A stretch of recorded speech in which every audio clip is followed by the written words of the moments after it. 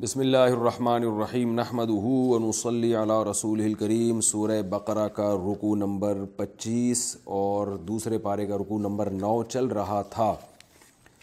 تقریباً آدھے رکوع کی ہم نے تفسیر بیان کر دی تھی، آج انشاءاللہ اس کی بقیہ کی ہوگی۔ بات یہاں سے چل رہی تھی کہ جب تم اپنے مناسک پورا کر لو، فَإِذَا قَضَيْتُم مَنَاسِكَكُمْ فَاذْكُرُوا اللَّهَ، تو اللہ کو یاد کرو، كَذِكْرِكُمْ آبَاءَكُمْ، جیسے اپنے باپ دادا کو یاد کرتے ہو بلکہ اس سے بھی زیادہ۔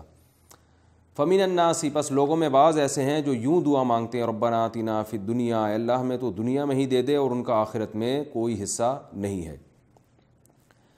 یہ جو اللہ کو یاد کرنا تھا، اصل میں اس سے مراد ہے دعا مانگنا۔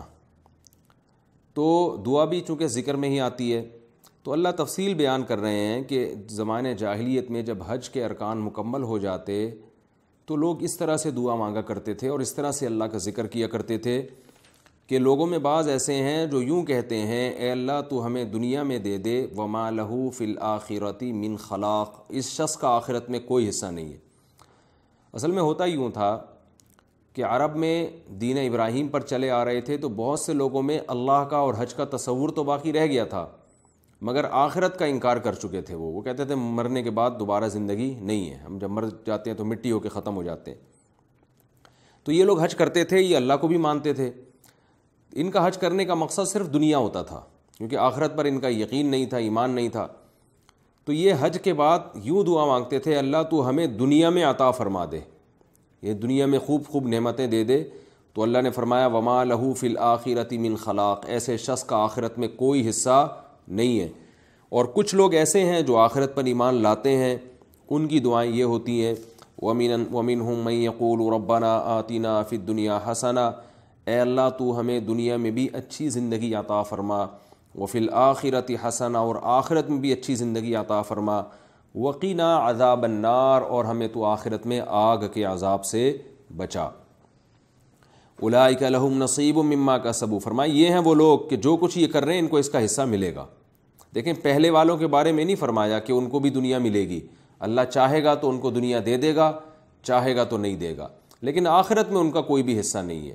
دوسرے والوں کے بارے میں اللہ نے فرمایا جو اللہ سے دنیا میں بھی اچھی زندگی مانگتے ہیں اور آخرت میں بھی اچھی زندگی مانگتے ہیں، اور اس کی فکر میں لگے رہتے ہیں کہ ہمیں آگ کے عذاب سے ہماری جان چھوٹ جائے، تو اللہ نے فرمایا یہ وہ لوگ ہیں کہ جو کچھ یہ کر رہے ہیں، یعنی جو دعائیں مانگ رہے ہیں، کسبو کا مطلب جو محنت کر رہے ہیں، یعنی جو دعائیں مانگ رہے ہیں، اس کا حصہ ان کو ملے گا، یعنی دنیا میں بھی اور آخرت میں بھی ملے گا، دنیا میں بھی اچھی زندگی ملے گی اور آخرت میں بھی اچھی زندگی۔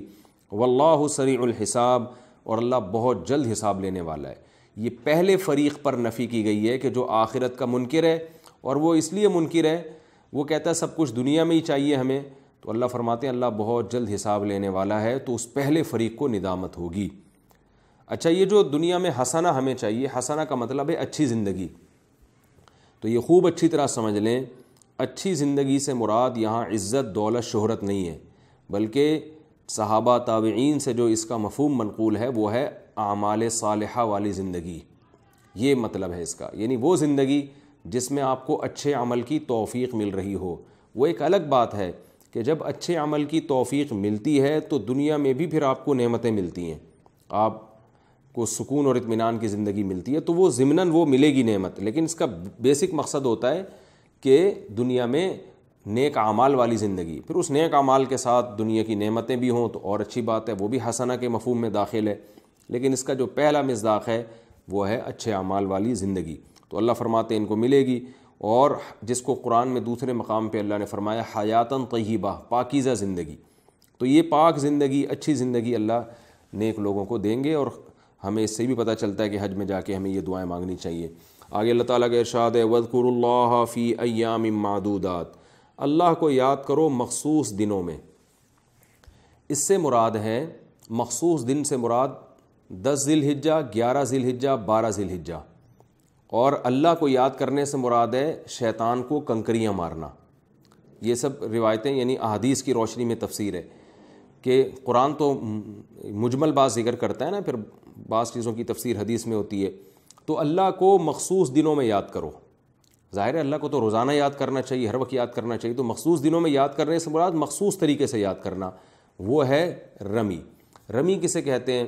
حضرت ابراہیم علیہ السلام جب اپنے بیٹے کو مینا میں ذبح کرنے کے لیے لے جا رہے تھے تو شیطان 3 جگہ سے نمودار ہوا اور حضرت ابراہیم کو اس نے بہکانے کی کوشش کی کہ آپ کیا کر رہے ہو، اپنے معصوم بیٹے کو ذبح کر رہے ہو۔ تو حضرت ابراہیم نے شیطان کے شر سے بچنے کے لیے اس کو 7 کنکریاں ماری تھیں، پتھر مارے تھے اس کو 7، اور اس کو بھگایا وہاں سے۔ تو وہ جن جگہوں سے شیطان نمودار ہوا تھا ان جگہوں پہ حج کے دوران کنکریاں مارنا یہ سنت ابراہیمی کی وجہ سے ایک سنت عمل ہے، واجب عمل ہے۔ واجب کا مطلب ارکان حج میں سے تو نہیں ہے لیکن واجب ہے، اگر آپ نہیں کریں گے تو گناہ گار ہوں گے اور دم دینا پڑے گا آپ کو، اس کی تفصیل فقہ کی کتابوں میں لکھی ہوئی ہے۔ تو وہ مخصوص جگہ، تو سعودی عرب نے کیا کیا ہے، اس مخصوص جگہ پہ 3 پلر بنا دیے ہیں، اور ان 3 پلر میں فرق کرنے کے لیے کہ 3 جگہ پر، تاکہ لوگ کنفیوز نہ ہونا، اگر پلر کی شکل ایک جیسی ہوتی تو لوگ بھول جاتے کہ یہ وہی جگہ ہے یا دوسری جگہ ہے، تو ایک پہ بڑا ستون بنایا، ایک پہ درمیانی اور ایک پہ چھوٹا۔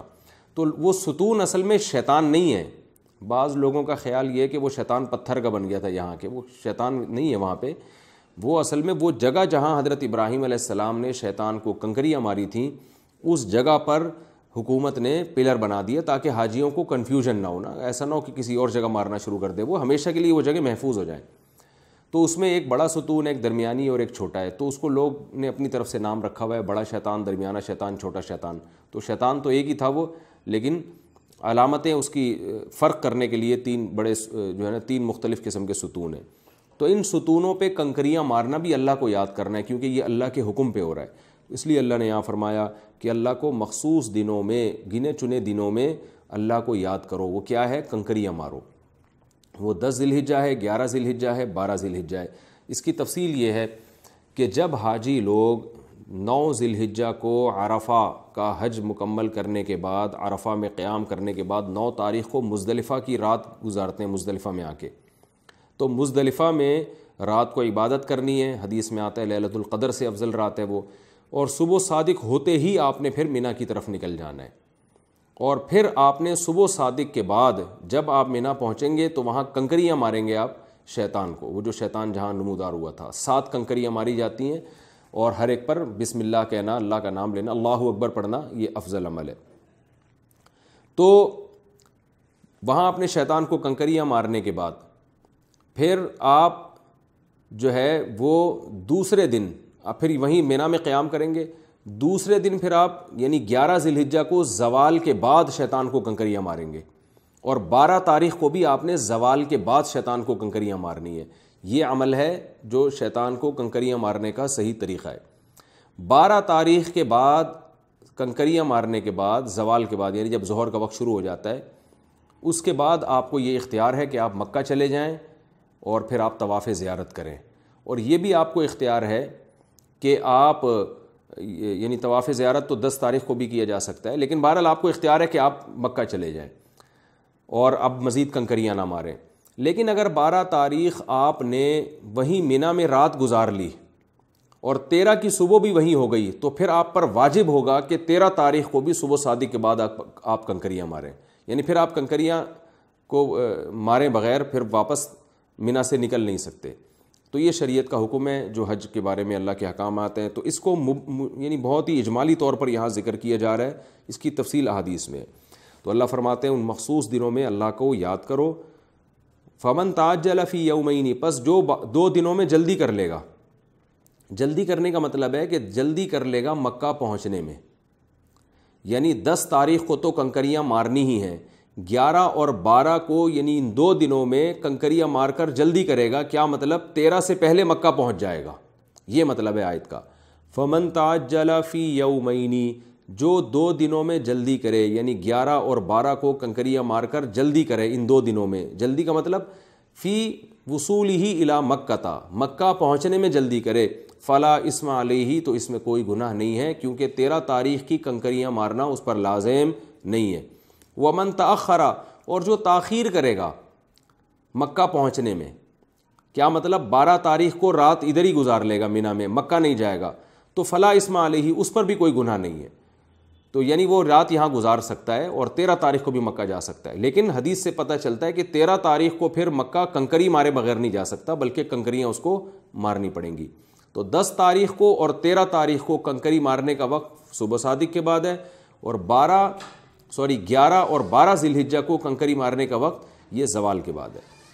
لمن اتقا، فرمایا یہ اس شخص کے لیے حکم ہے جو اللہ سے ڈرتے ہیں۔ ظاہر ہے جو اللہ سے ڈرتے ہیں وہی ان حکام کو فالو کریں گے، ورنہ جو نہیں ڈرتے وہ تو الٹی سیدھی باتیں کرتے رہیں گے کہ یہ کیا ہے، کنکریاں مارنا کیا ہوتا ہے، 13 تاریخ کو کیوں ماریں، 12 کو کیوں ماریں، یہ کیسے حکام ہے جو عقل میں نہیں آتے، وہ تو ایسی باتیں کرے گا۔ واتقوا اللہ، اللہ سے ڈرو، واعلموا انکم الیہ تحشرون، اور جان لو کہ تم ایک وقت اللہ کے سامنے جمع ہوگے، تمہیں اپنے عمل کا حساب دینا پڑے گا۔ اچھا دیکھیں، 2 لوگوں کا اللہ نے ذکر کیا کہ 2 قسم کے لوگ ہوتے ہیں۔ ایک وہ ہوتے ہیں جو عبادت کرتے ہیں، وہ بھی دنیا کے لیے، لہذا ان کی دعائیں کیا ہوتی ہیں، اللہ سو ہمیں بس دنیا میں ہی سب کچھ دے دے۔ بہت سے غیر مسلم اس میں داخل ہیں، وہ اگر خدا کی عبادت بھی کرتے ہیں، ان کی کچھ رسومات ہوتی ہیں تو وہ دنیاوی کام بنانے کے لیے ہوتی ہیں۔ تو اللہ نے 2 فریقوں کا تذکرہ کیا، ایک جو کافر ہے جس کو آخرت مقصد ہی نہیں ہے، اور ایک وہ جو دنیا کے ساتھ آخرت میں بھی اچھی زندگی چاہتا ہے، جو مسلم ہے۔ اب یہاں مزید 2 فریقوں کا تذکرہ ہے کسی اور لحاظ سے۔ ایک وہ جو پرلے درجے کے منافق ہیں، یعنی کفر کی انتہا کو پہنچے ہوئے ہیں۔ دیکھیں ابھی جو بیان کیا نا کہ حج میں کچھ لوگ دعا مانگتے ہیں ہمیں صرف دنیا چاہیے، آخرت نہیں چاہیے، یہ کافر تو ہیں لیکن اسلام دشمن نہیں ہے، منافق نہیں ہے۔ جو ان کے دل میں وہ ان کی زبان پہ ہے، دل میں بھی یہ کہ ہمیں آخرت نہیں چاہیے کیونکہ آخرت پر یقین نہیں ہے، زبان پہ بھی یہی ہے کہ آخرت نہیں چاہیے کیونکہ آخرت پہ یقین نہیں ہے، اور صاف بتاتے ہیں بھائی ہم تو حج اس لیے کر رہے ہیں تاکہ ہماری دنیا سنور جائے۔ لیکن اب جس فریق کا تذکرہ ہو رہا ہے یہ دو انتہائیں ہیں۔ ایک انتہا وہ جو پرلے درجے کے کافر ہیں، منافق ہیں، اسلام کے سخت ترین دشمن ہیں، زمین میں ان کا کام ہے فساد مچانا، مگر زبان سے بہت ہی میٹھے ہیں۔ اور دوسرے وہ جو اپنے آپ کو اللہ کے لیے بیچ ڈالتے ہیں، یعنی اعلیٰ درجے کے مومن ہیں، جو بس اپنے آپ کو انہوں نے بیچ دیا، جیسے جیسے اللہ کہے گا ویسے ویسے کریں گے۔ تو ان 2 فریقوں کا اللہ تعالیٰ ان آیتوں میں بیان کرنے ہیں۔ فرمایا وَمِنَ النَّاسِ، لوگوں میں بعض ایسے ہیں، مَن يُعْجِبُكَ قَوْلُهُ فِي الْحَيَاةِ الدُّنْيَا، دنیا کی زندگی میں ان کی باتیں تمہیں بڑی عجیب لگیں گی، یعنی آخرت میں ان کا اللہ کے ہاں کوئی مقام نہیں ہے، لیکن دنیا میں ان کی باتیں تمہیں حیران کر دیں گی۔ وَيُشْهِدُ اللَّهَ عَلَى مَا فِي قَلْبِهِ، اور ان کے دل میں جو کچھ ہے اس پر اللہ کو گواہ بنا رہے ہوتے ہیں، لوگوں کو کہہ رہے ہوتے ہیں ہم جو کچھ کہہ رہے ہیں نا اللہ گواہ ہے کہ ہم دل سے کہہ رہے ہیں، حالانکہ 100% جھوٹ بول رہے ہوتے ہیں وہ۔ یہ اصل میں یہ آیت منافق تھا ایک، اس کا نام تھا اخنس ابن شریق، تو وہ بہت بڑا منافق تھا، اس کے بارے میں نازل ہوئی، لیکن ظاہر ہے قرآن میں کسی خاص شخص کی طرف اشارہ نہیں ہے، تو مراد اس سے ہر وہ اس کیٹیگری میں جتنے بھی قیامت تک لوگ آئیں گے یہ سب اس میں داخل ہیں، اور ہمیں اپنے بارے میں سوچنا چاہیے کہیں ہم اس فہرست میں تو داخل نہیں ہیں۔ فرمایا وَهُوَ لَدُّ الْخِصَامِ، حالانکہ وہ سخت دین کے بارے میں جھگڑالو ہے۔ اصل مسئلہ یہ ہے کہ وہ سخت دشمن ہے، شدید مخالف ہے اسلام کا اور اہل حق کا۔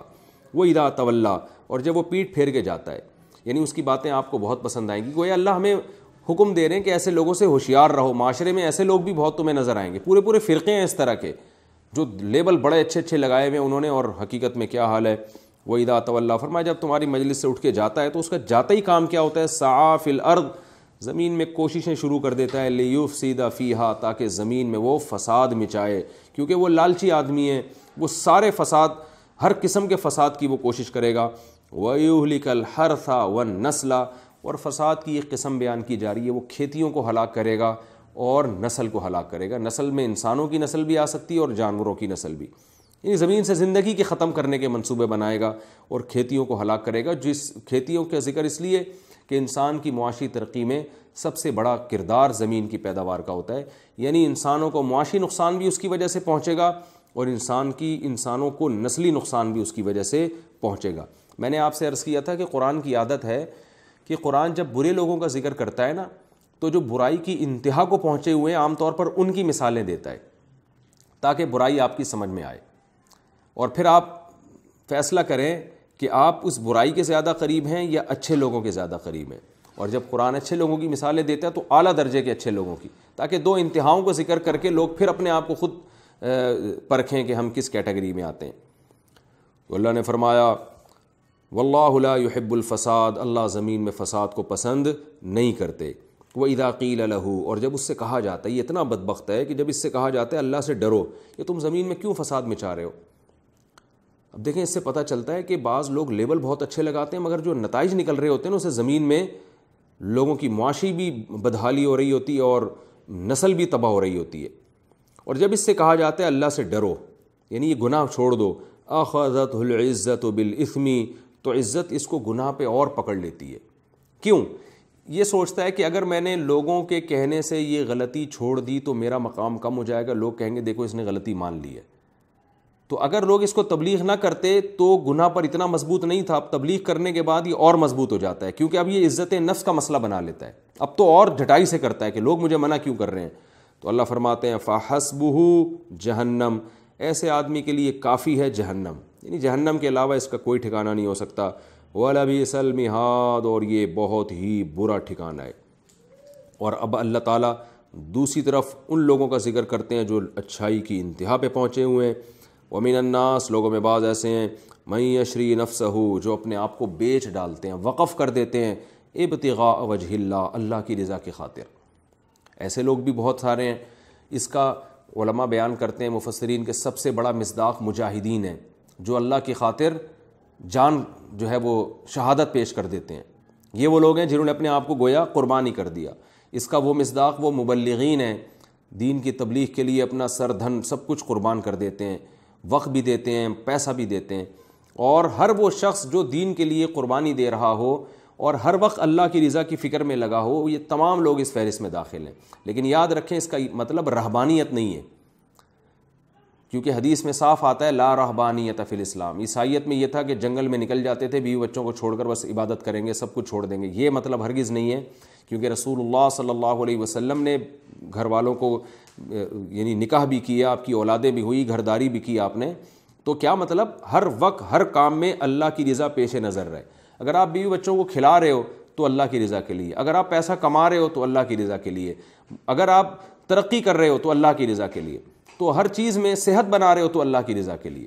تو جس آدمی کے پیش نظر ہر وقت اللہ کی رضا ہوگی اور اس کے اپنے آپ کو وہ کھپا دے گا اس میں، تو وہ تمام لوگ اس آیت میں داخل ہیں. فرمایا واللہ رؤوف بالعباد، اللہ ایسے بندوں پر بہت مہربان ہے. یا ایھا الذین آمنوا، اے ایمان والو، ادخلوا فی السلم کافہ، اسلام میں مکمل داخل ہو جاؤ. اس آیت کا ایک شان نزول ہے. عبداللہ ابن سلام رضی اللہ تعالی عنہ یہ یہودیوں کے بہت بڑے عالم تھے جنہوں نے اسلام قبول کیا، اور آپ کے ساتھ اور بھی بہت سے یہودی مسلمان ہوئے. تو اب یہودیوں میں ہفتے کا دن جو تھا نا وہ عزت والا، تعظیم والا دن سمجھا جاتا تھا. کچھ مخصوص اعمال تھے جو ہفتے میں نہیں کرنے ہوتے تھے، اور کچھ اعمال ایسے تھے جو ہفتے میں ہی کرنے ہوتے تھے. اسی طرح یہودیوں پہ اللہ نے اونٹ کی چربی بھی حرام کر دی تھی، اور قرآن میں آتا ہے ان کی گناہوں کی وجہ سے ایک سزا ملی تھی ان کو. جب اسلام آیا تو اسلام نے ہفتے کے بجائے جمعہ کے دن کو مقدس بنایا اور اونٹ کی چربی کو بتایا کہ یہ حلال ہے، اس میں کوئی حرج نہیں ہے.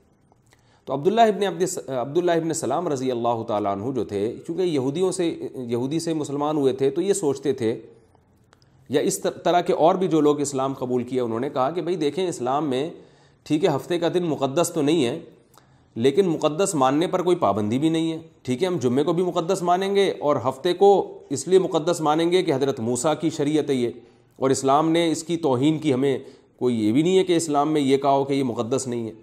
اسی طرح وہ یہ کہتے تھے کہ اونٹ کی چربی اسلام میں حلال ہے مگر فرض تو نہیں ہے نا.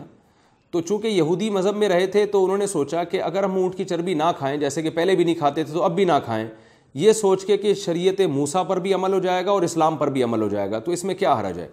اس پر ہی آیت نازل ہوئی کہ اے ایمان والو اسلام میں مکمل داخل ہو جاؤ.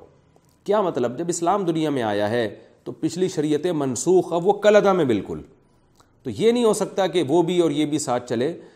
تو اگرچہ اسلام میں یہ نہیں ہے کہ ہفتے کا دن مقدس منانے پر کوئی پابندی ہے، لیکن آپ جو اس کے مقدس مان رہے ہو وہ ایک منسوخ شریعت کی بیس پہ مان رہے ہو. اب آپ کو 100% اسلامی احکام کو فالو کرنا پڑے گا. اسی طرح آپ جو اونٹ کی چربی نہیں کھا رہے، تو ٹھیک ہے چربی کھانا فرض نہیں ہے، لیکن آپ جو نہیں کھا رہے یہ اس لیے نہیں کہ فرض نہیں ہے، بلکہ اس لیے کہ یہودیوں کے یہاں مقدس ہے یہ، تو اب ختم، وہ دین ختم ہو گیا، اب مکمل اسلام کو فالو کرنا پڑے گا. کیا مطلب؟ مکمل اسلام یہ ہے کہ اگر آپ کو چربی ویسے ہی پسند نہیں ہے تو آپ نہ کھائیں، لیکن پسند ہے تو پھر آپ کھائیں. پھر آپ یہ نہیں کہیں کہ جی میں فلاں مذہب میں یا فلاں کے جو ہے نا وہ رعایت کر رہا ہوں، نہ پھر جب اسلام نے آپ حلال کر دیا تو پھر اللہ کے حلال کو کسی بھی طرح سے حرام کرنے کی اجازت نہیں ہے، پریکٹیکلی عملاً بھی حرام نہیں آپ اس کو کر سکتے۔ تو یہ آیت تو اس تناظر میں نازل ہوئی، لیکن الفاظ عام ہیں کہ اے ایمان والو مکمل اسلام میں داخل ہو جاؤ، عام الفاظ ہیں، اس کو کسی واقعے کے ساتھ ایسے جوڑنا کہ بس اس سے یہی مراد ہے، یہ بالکل بھی ٹھیک نہیں ہے۔ قیامت تک آنے والے انسانوں کو حکم دیا ہے کہ مسلمانوں کو حکم دیا ہے کہ جب اسلام قبول کیا تو مکمل فالو کرنا ہے اسلام کو، اور اس مکمل میں یہ بھی ہے کہ جیسے ہم آدھا اسلام پہ عمل کر رہے ہیں، آدھا نہیں کر رہے۔ کوئی معاملات میں مسلمان ہے تو نماز چھوڑ دیتا ہے، کوئی نمازی ہے تو معاملات میں ٹھیک نہیں ہے، کسی پہ حج فرض ہے وہ حج نہیں کر رہا، کوئی رشوت لے رہا ہے ویسے نمازی ہے اور عمرے پہ عمرے ہو رہے ہیں، کوئی عمرے پہ عمرے کر رہا ہے بہنوں کی وراثت نہیں دے رہا۔ تو اللہ نے فرمایا مکمل اسلام کو فالو کرو، ولا تتبعوا خطوات الشیطان، شیطان کے راستوں کی پیروی مت کرو، یعنی آدھا اسلام پہ چلنا، آدھے کو چھوڑ دینا، یہ گویا شیطان کی پیروی ہے۔ انہ لکم عدو مبین، شیطان تمہارا کھلا ہوا دشمن ہے۔ فإن زللتم من بعد ما جاءتکم البینات، اب تمہارے پاس اسلام کے برحق ہونے کے واضح دلائل آ چکے ہیں، اس کے بعد بھی اگر تم پھسلے کا مطلب پورے اسلام کو تم فالو نہیں کر رہے، دائیں بائیں ہو رہے ہو، لڑک رہے ہو، ادھر ادھر جا رہے ہو، اللہ فرماتے ہیں فاعلموا، یقین کر لو، ان اللہ عزیز حکیم، اللہ زبردست غالب ہے۔ غالب کا مطلب تمہیں سزا دے سکتا ہے، تم پر قدرت ہے اس کو، حکیم حکمت والا ہے۔ کیا مطلب ابھی سزا نہیں دے رہا تو اس سے دھوکے میں نہ ہو، یہ نہ سمجھو کہ وہ تم سے خوش ہے، بلکہ اس نے جزا اور سزا کا ایک ٹائم متعین کیا ہے، اس لیے سزا نہیں دے رہا۔ تو زبردست غالب بھی ہے اور حکمت والا بھی ہے۔ امام ابو حنیفہ رحمہ اللہ سے منقول ہے کہ اہل اسلام کے لیے سب سے سخت ترین آیت یہ ہے، جس میں براہ راست مسلمانوں کو اللہ نے گویا دھمکی دی ہے کہ پورے اسلام کو فالو کرو، اگر تم پھسل گئے تو یہ تمہارے لیے خطرناک ہے۔ تو یہ قرآن میں زیادہ تر غیر مسلموں سے خطاب ہے جس میں جہنم اور دھمکیاں دی گئی ہیں، جو دھمکی والی آیات ہیں۔ تو یہ اس آیت میں اللہ نے اہل اسلام کو ڈرایا اور کو کہتے ہیں سب سے مشکل، کیونکہ اس میں پورے اسلام پہ چلنے کا حکم دیا جا رہا ہے اور پھسلنے سے بھی منع کیا جا رہا ہے۔ آگے اللہ فرماتے ہیں کہ تمہارے پاس اسلام کے برحق ہونے کے اتنے دلائل آ چکے ہیں، پھر بھی فالو نہیں کر رہے، تو کیا تم اس کے انتظار میں ہو ان یاتیہم اللہ فی غلل من الغمام، کہ اللہ خود بادلوں میں چل کے آئے تمہارے پاس، یعنی بادل کا ذکر اس لیے کہ آسمان سے گویا اللہ نیچے اتر کے بادلوں سے ہو کر آئے اللہ تعالیٰ، اور بادلوں کے سائبانوں میں آئے اللہ، اور فرشتے بھی آئیں، یعنی وہ اللہ آسمان سے اتر کے بادلوں کے سائے میں آ کے تم سے خود خطاب کرے، اور فرشتے آ کے تم سے خود خطاب کریں اور بولے بھائی کہ اسلام بالکل برحق ہے، لہذا کیا اس کا انتظار کر رہے ہو، اس کے بعد مکمل اسلام کو فالو کرو گے؟ تو اللہ فرماتے ہیں کیا اس کے انتظار میں ہو، ینظرون، انتظار میں ہو کہ اللہ تعالیٰ آسمانوں سے آئے اور فرشتے بھی آئیں، وقضی الامر، اور پھر معاملہ ختم کر دیا جائے، کیونکہ جب اتنا بڑا معاملہ ہوگا، اتنی بڑی نشانی ہوگی، پھر تمہیں ایک سیکنڈ بھی مہلت نہیں ملے گی، پھر تو قضی الامر، قضی الامر کا معنی پھر تو فیصلہ ہو جائے گا، پھر تو سب کو، پھر کوئی ایک گناہ بھی کرے گا اللہ اس کو مار دے گا، فوراً پکڑ لے گا، پھر مہلت نہیں ملے گی۔ تو کیوں اتنی بڑی نشانی دیکھنے کے بعد مہلت نہیں ملتی؟ تو جو اسلام کے برحق ہونے کی اللہ نے نشانیاں دکھا دی ہیں، اسی پر اکتفا کر کے اسلام کو مکمل فالو کرو۔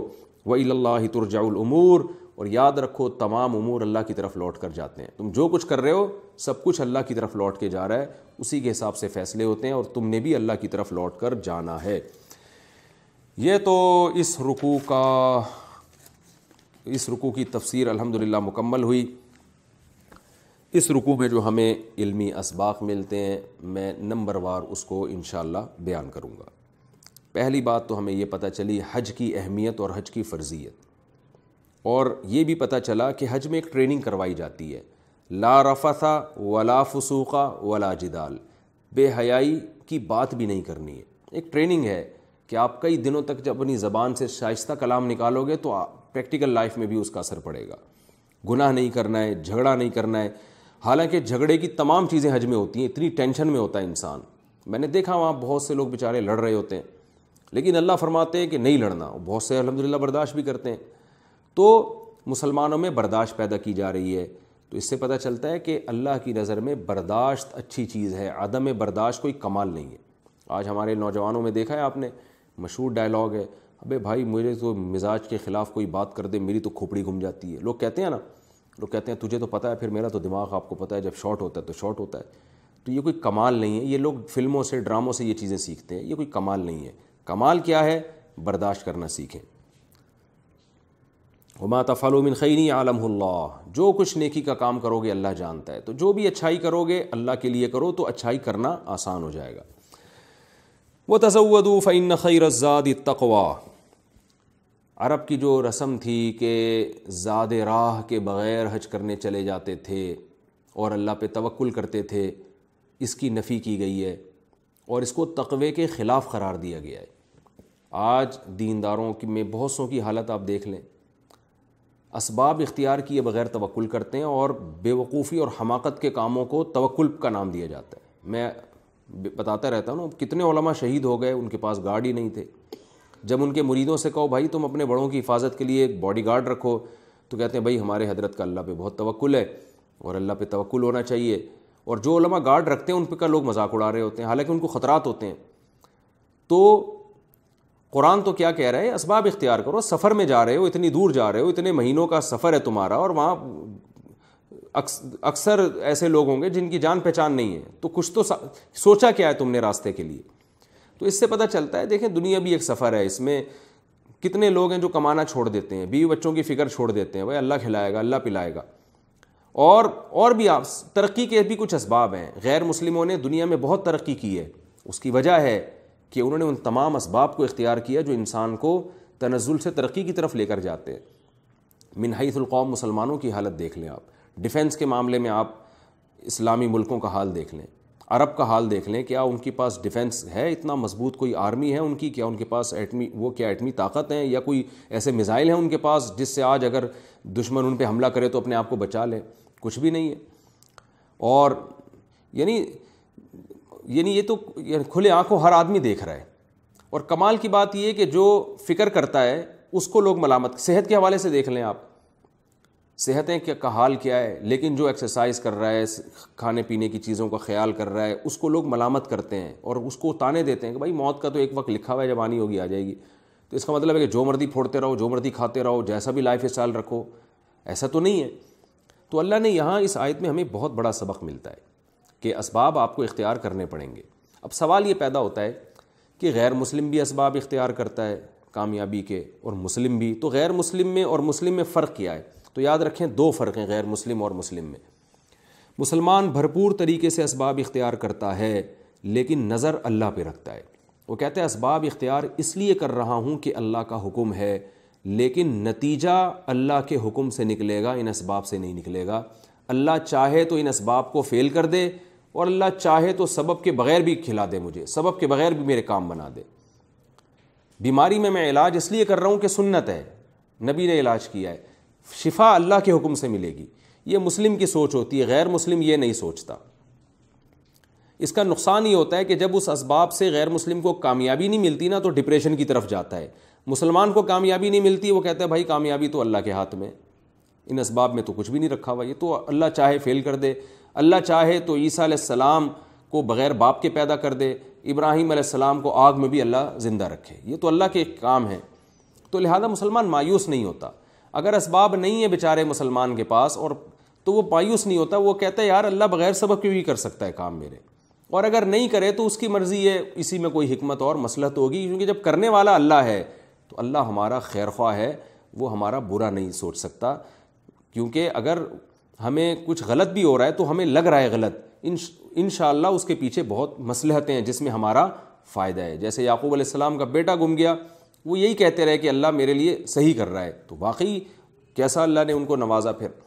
تو ایک فرق کیا ہے مسلم میں اور غیر مسلم میں، کہ مسلمان اسباب اختیار کرتا ہے، نظر اسباب پہ نہیں رکھتا، نظر اللہ پر ہوتی ہے۔ دوسرا فرق مسلم میں غیر مسلم میں یہ ہے کہ مسلمان اسباب اعتدال سے اختیار کرتا ہے، اسباب میں غلو نہیں کرتا۔ یہ بہت اہم پوائنٹ کی بات ہے، اسباب میں غلو کرنا توکل کے خلاف ہے۔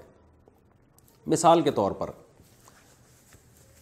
آپ کو حفاظت کی ضرورت ہے، آپ کی گولڈ کی دکان ہے، سونے کی دکان ہے، یا عام پرچون کی دکان سے ہم مثال فرض کرتے ہیں، پرچون کی دکان ہے، اس میں 4-5 لاکھ کی مالیت کا سامان ڈلا ہوا ہے، آپ تالا ہی نہیں لگاتے دکان میں اور اللہ پہ توکل کرتے ہیں، یہ حماقت ہے، اور یہ اس حدیث کے خلاف ہے کہ صحابی نے پوچھا یا رسول اللہ اونٹ کو پہلے رسی سے باندھوں یا توکل کروں اللہ پہ؟ آپ نے فرمایا پہلے رسی سے باندھو پھر اللہ پہ توکل کرو، دونوں کام کرو۔ تو جو آدمی دکان پہ تالا ہی نہیں ڈال رہا، وہ تو سرے سے توکل کا نام لے رہا ہے، یہ تو غلط ہے، ناجائز کر رہا ہے۔ لیکن ایک آدمی کو پتہ ہے ایک تالا ڈالنے سے حفاظت ہو سکتی ہے, کوئی اتنے بڑے اس میں قیمتی سرمایہ نہیں پڑے ہوئے کہ اتنے تالے توڑ کے 20 تالے توڑ کے یہاں لوگ آئیں گے. تو ایک یا دو تالے کے بجائے وہ کیا کرتا ہے کہ ایک آدمی کو تالا ایک لگانا ہے, 2-2.5 لاکھ کا سامان پڑا ہوا ہے, لیکن وہ کیا کرتا ہے ایک تالا بھی ڈالتا ہے, 8-10 گارڈ بھی بٹھا دیے اس نے, اور پھر گھر سے باہر بھی کرسی ڈال کے دکان کے باہر بیٹھا رہتا ہے ہر وقت اس خوف میں کہیں چوری نہ ہو جائے. تو یہ حفاظت کا جو سبب آپ اختیار کر رہے ہو نا, یہ سبب میں آپ غلو کا شکار ہو, حد سے تجاوز کا شکار ہو. یہ وہمی ہونے کی ایک علامت ہے. جیسے آپ نے دیکھا ہوگا ہمارے یہاں اکثر لوگ صحت کا خیال نہیں کرتے, لیکن بعض وہمی بھی ہیں, وہ اتنا خیال کرتے ہیں کہ آدمی کہتا ہے یہ تو ویسے ڈپریشن سے ہی مر جائے گا بیچارہ, اتنا زیادہ. وہ مائیکل جیکسن کی میں ایک مثال دیتا ہوں نا, کہ وہ ہاتھوں میں گلوز پہنے ہوئے ہیں, مسافہ بھی نہیں کر رہے کہ کسی کے جراثیم میرے ہاتھ پہ نہ لگ جائیں, جھوٹا پیتے ہوئے جناب کہ ایسا نہ اس کے جراثیم چلے جائیں, حالانکہ اگلا کہ منہ بھی صاف ہے, وہ پاکیزہ چیزیں کھانے والا ہے. تو بعض لوگ آپ نے دیکھے ہوں گے معاشرے میں جو بہت زیادہ اپنے اوپر مسلط کر لیتے ہیں کسی چیز کو, تو یہ اس کی علامت ہے کہ اس کا اللہ پہ توکل نہیں ہے. یہ سمجھتا ہے کہ جو کچھ ہوگا اسی سبب سے ہوگا, تبھی تو یہ اتنا غلو کر رہا ہے. اگر یہ سمجھتا کہ اللہ سے ہوگا تو اعتدال سے جتنا اللہ نے بتایا اتنا سبب اختیار کر لیتا, باقی کس پہ توکل کرتا, اللہ پہ. تو دو انتہاؤں کے درمیان ہمیں چلنا ہے, اور اس کے یہ حدیث میں حکم ہے. آپ صلی اللہ علیہ وسلم نے فرمایا اجملوا فی الطلب وتوکلوا علیہ, کسی چیز کو طلب کرنے میں اعتدال سے کام لو اور پھر اللہ پہ توکل کرو. رزق طلب کرنے میں بھی اعتدال سے کام لینے کا حکم ہے. مثال کے طور پر ایک آدمی جاب تلاش ہی نہیں کر رہا, کاروبار کی کوشش ہی نہیں کر رہا اور کہے گا اللہ کھلائے گا, یہ بھی غلط ہے. لیکن ایک آدمی بزنس کر رہا ہے اور اپنے آپ کو بزنس میں اتنا کھپا دیا اس نے کہ نہ اس کو اپنی صحت کا خیال ہے, نہ وہ بیوی بچوں کو ٹائم دے رہا ہے, نہ وہ اس کی نیند پوری ہو رہی ہے. تو یہ کیا ہے, رزق کمانے میں غلو ہے. اور یہ کیونکہ اس کا یہ نظریہ ہے کہ محنت سے ملے گا مجھے. اگر یہ اللہ پہ توکل کرتا تو یہ کہتا بھائی محنت سے ملے گا, لیکن جتنی محنت کی اللہ نے مجھے اجازت دی ہے, اللہ دینے پر آیا تو اتنی محنت میں مجھے ڈبل رزق دے دے گا, اور نہیں دینا چاہا تو میں اللہ کی مرضی کے خلاف اگر چلوں گا, محنت میں حد سے تجاوز کروں گا, تو اللہ میرے منہ سے جو پہلے سے نوالا ہے نا وہ بھی چھین سکتا ہے, کیونکہ اختیار اللہ کے پاس ہے. تو اللہ کے حکم کو فالو کرنا ہے نا, جس کے ہاتھ میں رزق کے خزانے ہیں اس کے حکم کو پورا کر کے آپ نے رزق کمانا ہے, کیونکہ اصل خزانے تو اس کے ہاتھ میں ہے. آپ کسی کی نافرمانی کر کے کسی طاقتور آدمی کے پاس دیکھیں اس کی جیب میں کچھ پیسے پڑے ہوئے ہیں, تو آپ اس طاقتور سے لڑ کے تھوڑی پیسے نکال سکتے ہو. تو یہ اللہ کے ہاتھ میں جب رزق ہے تو اللہ سے لڑ کے, یعنی اللہ کی نافرمانی کر کے اس سے رزق نہیں چھینا جا سکتا. تو اس لیے اعتدال سے کمانے میں اتنی محنت کرنی ہے کہ آپ کی صحت خراب نہ ہو, اس سے آپ اپنے بیوی بچوں کو, اپنے والدین کو, اپنے رشتہ داروں کو ٹائم بھی دیں, بالکل ہی کماؤ پوت نہ بن جائیں, کمانے کی مشین نہ بن جائیں. تو یہ غلو ہے. تو غیر مسلموں میں یہ غلو آپ کو بہت سے جگہوں پہ ملے گا کہ حد سے تجاوز کیا سب کچھ ہی, اور پھر وہمی ہو گئے, پاگل ہو گئے, ڈپریشن میں چلے گئے, پیسہ آ گیا لیکن صحت برباد ہو گئی, اور بعض کے بعد پیسہ پھر بھی نہیں آتا. تو یہ مسلم میں اور غیر مسلم میں فرق ہے.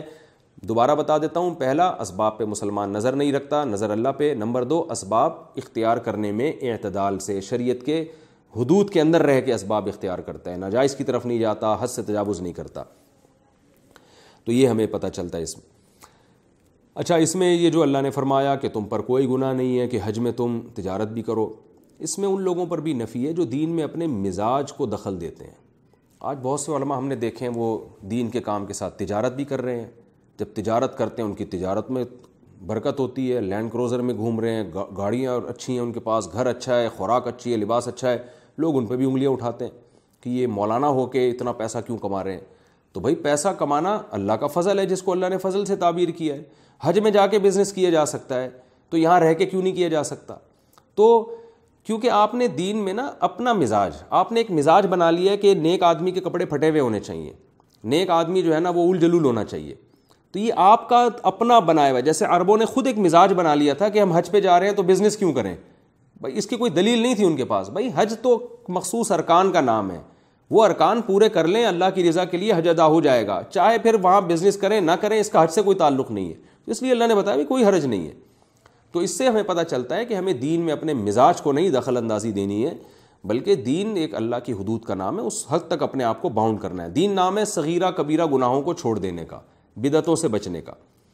تو یہ بھی ہمیں اس سے علمی نقطے کی بات پتہ چلتی ہے. ایک بات ہمیں تجارت کی اہمیت اور فضیلت بھی پتہ چلتی ہے کہ دیکھیے اللہ تعالیٰ نے تجارت کو حلال قرار دیا، حج میں خاص ذکر کیا، کیونکہ اللہ چاہتے ہیں مسلمان معاشی ترقی کریں، تو حج میں اسپیشلی مسلمانوں کو اجازت دی جا رہی ہے کہ تم تجارت بھی کرو، کوئی حرج نہیں ہے اس میں، یعنی تم اس کو برا مت سمجھو، تو ظاہر ایک قسم کی ترغیب ہے نا یہ۔ کیوں؟ اس لیے کہ پوری دنیا سے لوگ آئیں گے، مسلمان جب بزنس کریں گے تو اس سے مسلمانوں کی معاشی ترقی ہوگی، اس سے اسلام مضبوط ہوگا۔ لیکن آپ انتہائی افسوس کے ساتھ کہنا پڑتا ہے کہ آج جب مسلمان حج کرتے ہیں تو بزنس اس سے یہودیوں کا ہوتا ہے، ملٹی نیشنل کمپنیاں ہیں ساری جن کی پروڈکٹ حاجی خرید رہے ہوتے ہیں، کیونکہ مسلمانوں نے تجارت میں اتنی محنت ہی نہیں کی ہے، کوئی ایسی پروڈکٹ ان کی معیاری ہوتی نہیں ہے عام طور پہ کہ جو ملٹی نیشنل کمپنیوں کے مقابلے میں لوگ اس کو خریدیں۔ بعض لوگوں نے مجھے بتایا کہ سعودی عرب میں جو ہے نا فروزن مرغیاں بھیجنا شروع کی ہمارے بعض پاکستانیوں نے یا بعض اسلامی ملکوں میں، اس میں گڑبڑ ہونا شروع ہو گئی، فراڈ ہونا شروع ہو گیا۔ ہمارے تاجر بعض دفعہ گڑبڑ کرتے ہیں، فراڈ کرتے ہیں، ظاہر ہے پھر ایک اتنی بڑی پیمانے پر تجارت ہے، حکومت نے سعودی عرب نے وہ تجارت ہی بند کر دی، تو ہماری کرپشن، ہماری نالائقی، کچھ ہمارے حکمرانوں کی نااہلی، جس کی سزا ہم بھگت رہے ہیں کہ حج میں جو بزنس مسلمانوں کا ہونا چاہیے تھا، پوری دنیا سے لوگ آ رہے ہیں، ہماری کمپنیاں بہت ترقی کرتی، لیکن افسوس کی، اور خاص طور پہ اللہ نے قرآن میں اس کا تذکرہ بھی کیا، مگر فائدہ ہمارے بجائے ہمارے حج کا فائدہ بھی دوسرے لوگ اٹھا رہے ہیں۔ تو یہ بھی افسوس کرنے کا مقام ہے اور سوچنے کا مقام ہے۔ اور اس آیت سے ہمیں بھی پتہ چلتا ہے کہ مسلمان کو بزنس کو فوکس کرنا چاہیے، کیونکہ وہاں بزنس ہی ہو رہا تھا، بزنس میں اللہ نے رزق رکھا ہے۔ ایک روایت میں آتا ہے رسول اللہ صلی اللہ علیہ وسلم نے فرمایا، میری امت کے 10 میں سے 9 حصے رزق اللہ نے تجارت میں رکھا ہے، اتنی برکت اللہ نے رکھی ہے۔ غیر مسلم اس پر عمل کر رہے ہیں، آج مسلمان اس پر عمل نہیں کر رہے ہیں، مسلمان ملازمتوں کی طرف جا رہے ہیں، بزنس کو فوکس نہیں کر رہے۔ اس میں ہمیں یہ بھی سبق ملتا ہے کہ قرآن میں جو اللہ نے فرمایا کہ عربوں کو فرمایا کہ تم عرفات سے لوٹو جیسے کہ لوگ لوٹتے ہیں، تو اس میں قوم پرستی کا بھی خاتمہ ہے۔ اسلام میں عبادات میں اسلام سب کو ایک لیول میں دیکھتا ہے، عرب، عجم، 18ویں گریڈ کا آفیسر اور 11ویں اسکیل کا بندہ، اس میں کوئی فرق نہیں ہے۔ تو عربوں کو حکم دیا جا رہا ہے تم اگرچہ حرم میں رہتے ہو، حج کا سب کا ایک ہی طریقہ ہوگا۔ آپ دیکھ لیں بہت سے دنیا میں عبادت گاہوں میں بڑے چھوٹے کا فرق رکھا جاتا ہے کہ جی مندر میں اس صف میں فلاں بیٹھ سکتے ہیں، اس صف میں فلاں بیٹھ سکتے ہیں، جس نے زیادہ پیسے دیے وہ آگے جائے گا، جو کم پیسے دینے والے وہ پیچھے جائے گا۔ مسجدوں میں یہ فرق الحمدللہ آج بھی نہیں ہے۔ اللہ تعالیٰ نے اسلام میں جو برابری کا نظام رکھا ہے، ایک غیر مسلم اسلام قبول کیا اس نے، اور اس کی وجہ یہ بنی، اس نے کہا کہ میں جب مسجد میں گیا تو میں پہلی صف میں امام کے پیچھے کھڑے ہو کر میں نے نماز پڑھی، تو کوئی فرق نہیں ہے قوم کی بیس پر، یا آپ یعنی ایسا بھی ہوتا ہے کہ آپ کا ایک ملازم آپ کے ساتھ صف میں کھڑا ہوا ہے، آپ 22ویں گریڈ کے ہیں اور ایک آدمی 11ویں اسکیل کا ہے، وہ آپ کے ساتھ صف میں کھڑا ہے، بلکہ عین ممکن ہے بعض دفعہ امام بن کے آپ سے آگے بھی ہو۔ کتنی دفعہ ایسے ہوتا ہے کہ حافظ قرآن کو آگے کر دیا جاتا ہے حالانکہ وہ آپ کا ملازم ہوتا ہے، لیکن آپ اس سے نماز پڑھواتے ہیں، بھائی تمہیں قرآن اچھا پڑھنا آتا ہے تو تم نماز پڑھاؤ، اور آپ آفیسر ہو کے اس کے پیچھے نماز پڑھ رہے ہوتے ہیں۔